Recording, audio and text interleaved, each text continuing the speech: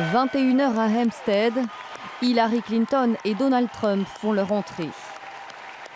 Le premier échange, cordial, va rapidement laisser place à l'invective.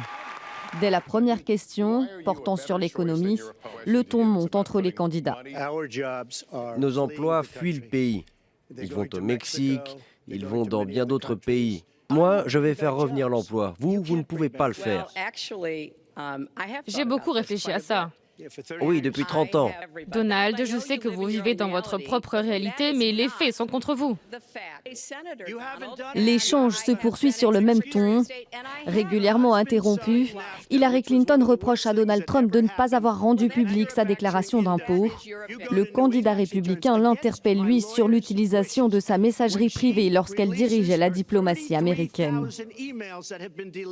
Autre échange houleux un peu plus tard, Hillary Clinton accuse son rival d'être un menteur.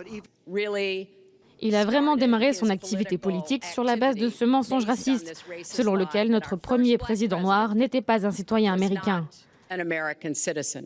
Il est ensuite question de sécurité. Donald Trump attaque Hillary Clinton sur le retrait des troupes américaines en Irak, responsable selon lui de l'émergence du groupe État islamique.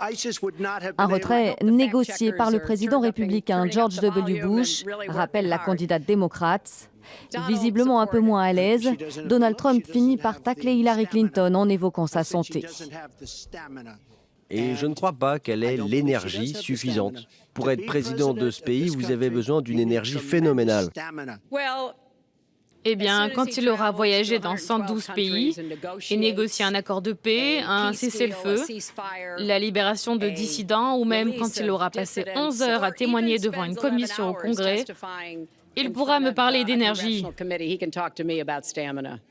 L'énergie, les candidats n'en ont en tout cas pas manqué pour ce premier débat agité. Reste à savoir s'ils auront réussi à convaincre les indécis à 6 semaines de l'élection présidentielle.